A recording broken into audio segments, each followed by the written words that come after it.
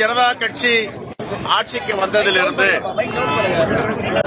தொழிலாளர்களுக்கு எதிரான சட்டங்களை தீட்டி வருகிறது. தொழிலாளர்களுடைய உரிமையை பறிக்கப்படுகிறது. அதானிக்கு அம்பானிக்கு ஆதரவாக இருக்கக்கூடிய அரசு அதானி அம்பானியுடைய தொழிற்சாலைகளும் தொழில் நிறுவனங்களும் செழிப்பதற்காகவும் கொழுப்பதற்காகவும் தொழிலாளர்களை அடக்கி ஒடுக்கி ஆள வேண்டும் என்று 44 சட்டங்கள் இருந்தன. தமிழ்நாட்டில் முத்தமிழர் கலைஞர் அவர்கள் தொழிலாளர்களுக்கென்று வாரியங்களும் 44 சட்டங்களும் இயற்றினார். அது எல்லா தொழிலாளர்களுக்கும் அடங்கும். ஆனால் இப்பொழுது 4 சட்டங்களாக சுருக்கப்பட்டு இருக்கிறது. எதற்காக சுருக்கப்பட்டு இருக்கிறது? தொழிலாளர்களுடைய உரிமையை பறிக்க வேண்டும், தொழிலாளர்களுடைய உரிமை நலன்களை நசுக்க வேண்டும். இந்த அடிப்படையில் எங்கெல்லாம் தொழிற்சாலைகள் அம்பானியும் அதானியும் வைத்திருக்கிறார்களோ அங்கெல்லாம் போர்க்கொடி தூக்கப்படுகிறது.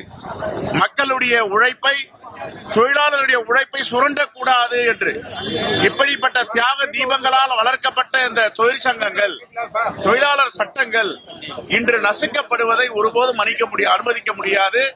ஆகவே மோடி அரசை, பாஜக அரசை கண்டித்து நாடு தழுவிய போராட்டங்களை நாம் எடுத்திருக்கிறோம்.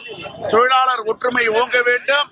மாண்புமிகு முதலமைச்சர்களுக்கு ஒரு வேண்டுகோளை வைக்கிறோம். இந்த ஆர்ப்பாட்டத்தின் மூலமாக இது நாடு தழுவிய ஆர்ப்பாட்டம். எப்பொழுதுமே தமிழ்நாடு என்பது சிறப்பு மாநிலம்.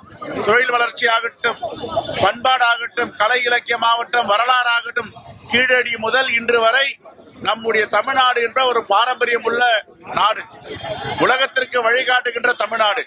மாண்புமிகு முதலமைச்சர் அவர்கள் வருகின்ற சட்டமன்ற கூட்டத்தொடரில் நிதிநிலை அறிக்கை, இடைக்கால நிதிநிலை அறிக்கை தாக்கல் செய்யும் பொழுது இந்த தொழிலாளர் சட்டங்களை மீண்டும் நடைமுறைக்கு கொண்டு வர வேண்டும்.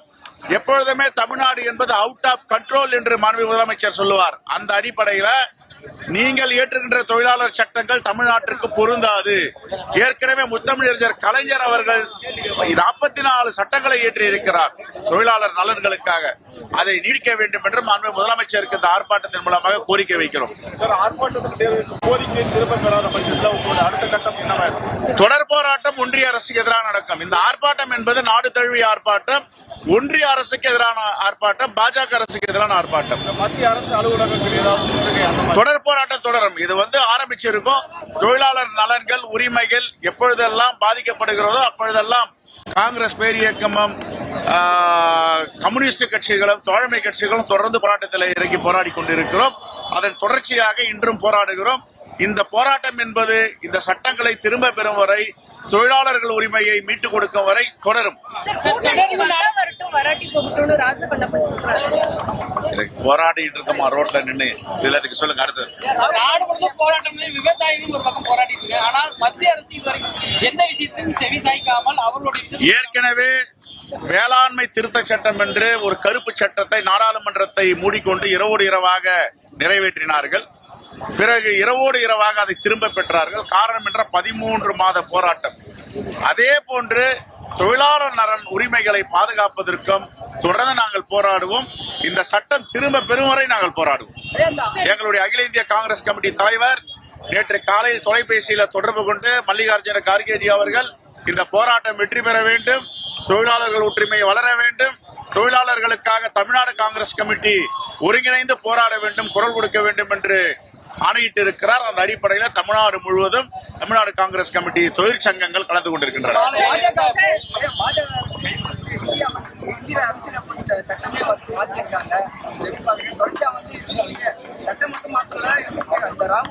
மக்களுக்கு எதிரான என்னென்ன சட்டங்களை கொண்டு வர முடியுமோ அந்த சட்டங்களை தொடர்ந்து பாஜக அரசு கொண்டு வருகிறது. இதைத்தான் எங்கள் தலைவர் ராகுல் காந்தி அவர்கள் தொடர்ந்து நாடாளுமன்றத்தில் குரல் எழுப்பி வருகிறார். இந்த தேசத்தை பாதுகாக்க வேண்டும், இந்தியாவில் உள்ள மக்களை பாதுகாக்க வேண்டும், இந்தியாவுடைய மக்களுடைய உரிமைகளை பிடிங்க டொனால்டு ட்ரம்ப் சொல்லுகிறார் என்று கையொப்பமிடக்கூடாது. இதுதான் எங்க தலைவர் ராகுல் காந்தியுடைய நாடாளுமன்றத்தின் உரையும். நாங்க போராட்ட காலத்துல இருக்கோம். நாங்க வாங்க சத்தியமூர்த்தி பவன்ல கூட்டணி பத்தி எல்லாம் பேசுவோம். இது போராட்ட காலத்துல இருக்கும்போது இங்கேயும் கூட்டணியா? மக்களுக்காக தான் இருமா. ஒரு கட்சிகளும் மக்களுக்காக போராடுறோம். கூட்டணி அதுக்கு பிறகுதான் எலெக்ஷன்.